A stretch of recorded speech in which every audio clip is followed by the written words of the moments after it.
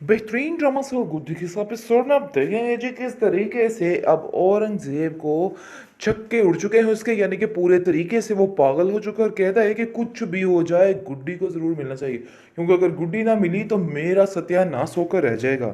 ये चीज़ इसको बड़े अच्छे तरीके से समझ आ गई और नासिर को भी वो बुला लेता है और कहता है कि गुड्डी का पता करो वरना जहांगीर मुझे नहीं छोड़ेगा।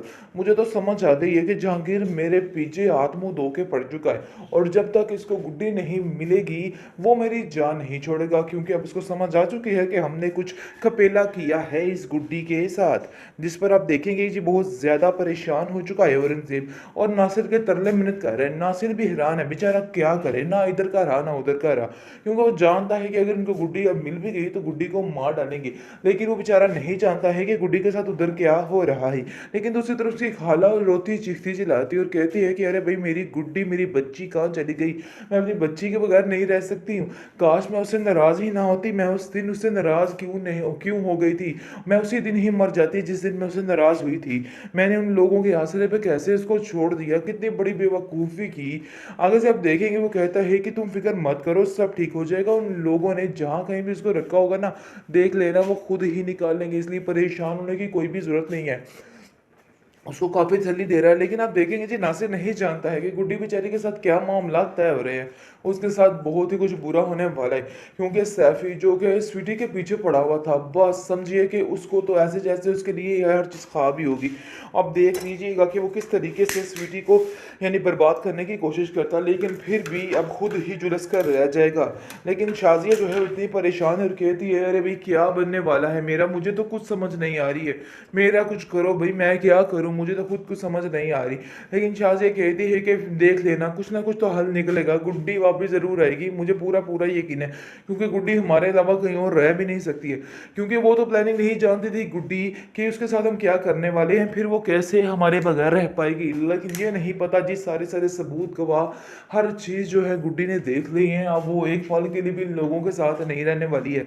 बस दी एंड हो चुका है इन लोगों का, कुछ भी नहीं होने वाला है, क्योंकि मैं खुद उन लोगों से शदीद किस्म का तंग आ चुका हूँ। वो लोग तुम्हें चैन से जीने नहीं दे रहे और तुम लोग उनको बचाने की बातें कर रही हो। मैं तो कतई उनको बचाने के हक में नहीं हूँ। बहुत ज़्यादा परेशान है अब वो इंसान और कहता है कि मुझे समझ नहीं आ रही कि आखिर क्या होने वाला है। गुड्डी जानती है कि जब ये सारी बातें खुल के सामने आएगी तो नासिर की शामित आ जाएगी और वो कहती है कि मेरी वजह से आप इतने परेशान हैं, मुझे तो कुछ समझ नहीं आ रही कि आखिर मैं क्या करूं। काफ़ी परेशानी के आलम में आप देखेंगे कि वो कहती है कि मुझे ऐसा लग रहा है कि हमें खाला के घर जल्द अज जल्द पहुँच जाना चाहिए ताकि सारा मामला निबट जाए और फिर सारा कुछ ठीक हो जाए। जिस पर नासिर कहता है कि अब उन लोगों के लिए कुछ भी ठीक नहीं होने वाला, ये सरासर तुम्हारी बेवकूफ़ी है, क्योंकि ठीक हो ही नहीं सकता। उन लोगों का लालच भरा दिल अभी तक नहीं बदला, अभी तक वैसे के वैसे ही हालात हैं, इसलिए तुम्हें बिला वजह परेशान होने की कोई भी ज़रूरत नहीं है। टेंशनें मत पालो, टेंशनें मत लो, यानी कि अब तुम्हारा वक्त सोचने का नहीं सुकून से जीने का है, इसलिए बिल्कुल भी परेशान मत हो। जिसको सुनकर वो कहती है परेशानी वाली बात तो है ना, जब तक मैं अपनी खाला के पास नहीं पहुंच जाती हूँ परेशानी ही परेशानी है, क्योंकि मैं जानती हूँ कि सबसे ज़्यादा सेफ मैं पर हूँ।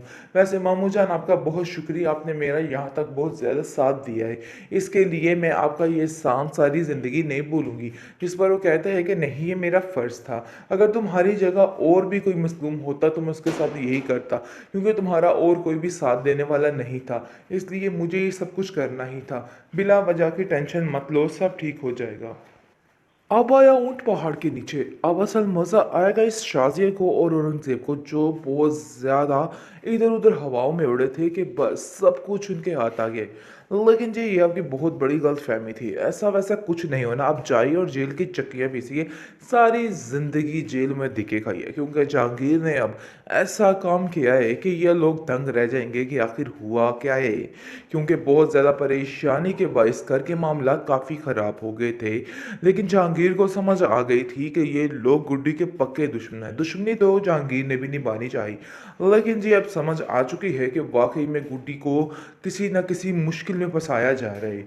बहुत परेशान हो चुके हैं घर वाले, क्योंकि अब शाज़िया को समझ आ गई है कि नहीं भई, ये हमारा ढोल ज़्यादा देर तक बजने वाला नहीं है। बहुत जल्द हम जेल की सुलाखों के पीछे होंगे। बहुत परेशान हो चुके हैं और शाज़िया कहती है कि नासिर भी चला गया है। मुझे तो समझ नहीं आ रही कि आखिर मैं क्या करूँ?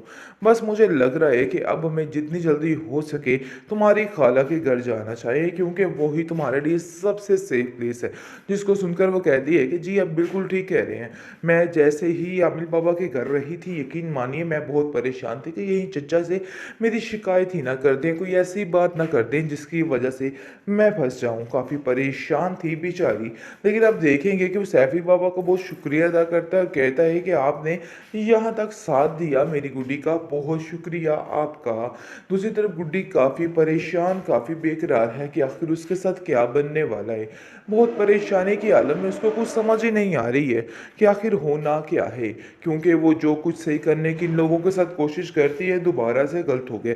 और वो नासिर को भी तक कह रही है कि मामू जान, मैं चाहती हूँ कि उन लोगों को कुछ ना किया जाए, क्योंकि वो मेरे बाबा के भाई हैं और मैं ऐसा कुछ भी नहीं चाहती हूँ। जिसको सुनकर वो कहता है कि तुम्हारा दिमाग खराब हो चुका है गुड्डी, ऐसा कुछ भी नहीं होगा। उन लोगों को सजा उनके किए की मिलनी ही चाहिए। शाज़िया मेरी भी बहन है और मैं भी उसे बहुत प्यार करता हूँ, लेकिन इसका मतलब ये हरगिज़ नहीं है कि हम उनकी सारी बुराइयों पे पर्दा डालते जाएं। देखो भाई, ऐसा नहीं होने वाला है और ये बात तुम भी जहन में रख लो। अगर तुम ऐसा सोच रही हो कि उन लोगों को छुड़वा दिया जाएगा, तो भाई ऐसा कुछ भी नहीं होने वाला है, क्योंकि मैं खुद उन लोगों से शदीद किस्म का तंग आ चुका हूँ। वो लोग तुम्हें चैन से जीने नहीं दे रहे और तुम लोग उनको बचाने की बातें कर रही हो। मैं तो कतई उनको बचाने के हक में नहीं हूँ। बहुत ज़्यादा परेशान है अब वो इंसान और कहता है कि मुझे समझ नहीं आ रही कि आखिर क्या होने वाला है।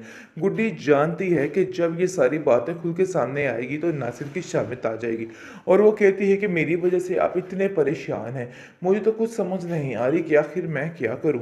काफ़ी परेशानी की आलम में आप देखेंगे कि वो कहती है कि मुझे ऐसा लग रहा है कि हमें खाला के घर जल्द अज जल्द पहुँच जाना चाहिए, ताकि सारा मामला निबट जाए और फिर सारा कुछ ठीक हो जाए। जिस पर नासिर कहता है कि अब उन लोगों के लिए कुछ भी ठीक नहीं होने वाला। ये सरासर तुम्हारी बेवकूफ़ी है, क्योंकि ठीक हो ही नहीं सकता। उन लोगों का लालच भरा दिल अभी तक नहीं बदला, अभी तक वैसे के वैसे ही हालात हैं। इसलिए तुम्हें बिला वजह परेशान होने की कोई भी ज़रूरत नहीं है। टेंशनें मत पालो, टेंशनें मत लो, यानी कि अब तुम्हारा वक्त सोचने का नहीं, सुकून से जीने का है। इसलिए बिल्कुल भी परेशान मत हो। जिसको सुनकर वो कहती है, परेशानी वाली बात तो है ना, जब तक मैं अपनी खाला के पास नहीं पहुंच जाती हूँ परेशानी ही परेशानी है, क्योंकि मैं जानती हूँ कि सबसे ज़्यादा सेफ मैं पर हूँ। वैसे मामू जान, आपका बहुत शुक्रिया, आपने मेरा यहाँ तक बहुत ज़्यादा साथ दिया है। इसके लिए मैं आपका ये एहसान सारी ज़िंदगी नहीं भूलूंगी। जिस पर वो कहता है कि नहीं, ये मेरा फ़र्ज़ था। अगर तुम्हारी जगह और भी कोई मज़लूम होता तो मैं उसके साथ यही करता, क्योंकि तुम्हारा और कोई भी साथ देने वाला नहीं था। इसलिए मुझे ये सब कुछ करना ही था। बिला वजह की टेंशन मत लो, सब ठीक हो जाएगा।